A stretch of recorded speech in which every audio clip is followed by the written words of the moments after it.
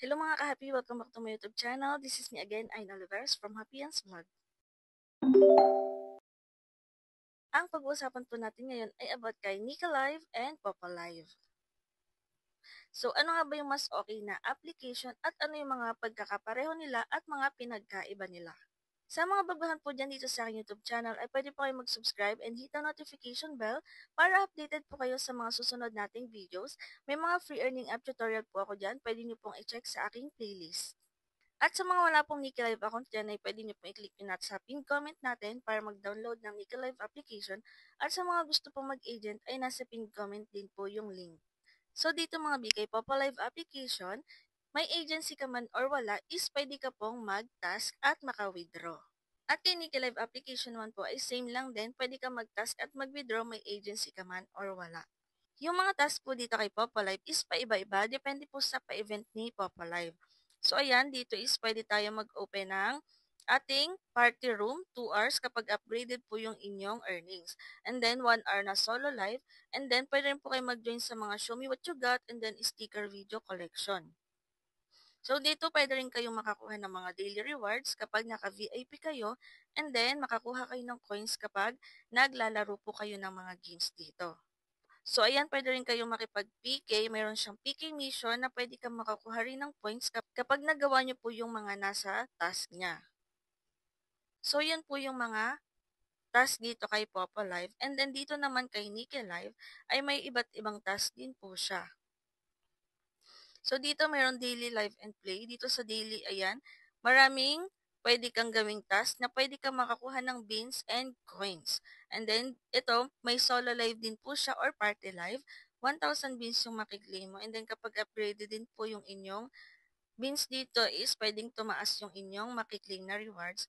And then, may mga pag-games din po kapag nagagawa nyo yung mga nandito sa requirements is pwede kayong makakuha ng mga another bonus na coins and beans.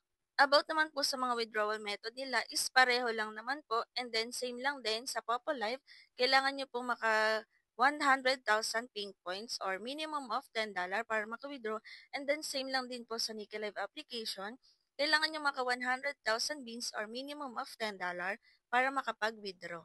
Ang mga games nila dito is magkaiba. Ito po yung sa Popa Live, and then ito naman yung sa Nika Live, and then napansin ko lang din dito is mas mura po yung mga coins kay Nika Live. About naman po sa Party Live, kay Nika Live po is hindi ka mahihirapan na makiupo kasi kahit saang seat is pwede kang mag-task doon. Unlike po kay Popo Live na kapag female account ka, kailangan umupo ka sa 2, 3, and 4. And then kapag male account naman is 5, 6, 7, 8, and 9. So kapag puno po yung crown seat, hindi ka makakapag-task kapag female account ka. Kailangan mo maghanap ng ibang Party Live. So, sa Nika Live is kahit saang seat, pwede kang mag-task dyan. Sa Nika Live po is may mga club or family na pwede kang mag-join at magkaroon ng mga another task. Unlike po kay Popa Live na wala pong ganon, kundi agency lang yung pwede mong salihan. Wala siyang mga club-club. Sa pag-i-invite naman po dito kay Popa Live is pwede tayong makakuha ng up to $14 kung gagawin po ng mga na-invite natin yung mga nandito sa rules ni Popa Live. And then dito po kay Nika Live is pwede rin tayo makaklaim ng up to $12.5. Depende rin po kung magagawa ng mga na-invite nyo yung mga rules na meron kay Nika Live. About naman po sa pagiging agent, dito naman kay Popo is mga makukuha kang pink points or points bilang komisyon mo sa iyong mga host. Unlike dito kay Nika Live na bukod sa komisyon is may mga bonus beans pa po na makukuha or makiklaim kapag yung mga host mo is mga active at nagagawa nila yung mga task. So, meron ka ng komisyon, meron ka pang bonus galing kay Nika Live. So, sa Popo is wala pong ganon.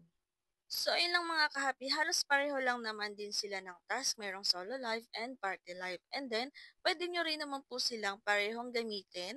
Ito, pareho din kahit walang gifter is may makiklaim kayo na mga rewards galing sa application mismo. And then, same lang din naman silang nakakatulong sa atin. Basta masipag, matyaga at madiskarte tayo sa pagtatasking, ay pwede tayong makasahod sa mga ganitong application. And then, pwede naman tayo mag-explore sa mga ganitong application. And then, pwede kayong magtanong-tanong. Kung may mga tanong po kayo, pwede kayong mag-comment. And then, check nyo rin yung aking playlist dito sa aking YouTube channel. Baka sakaling nandyan na po yung mga hinahanap yung tutorial. At kung hindi pa kayo nakasubscribe, ay mag-subscribe na po kayo para updated kayo sa mga susunod nating videos. Yun lang and thank you for watching.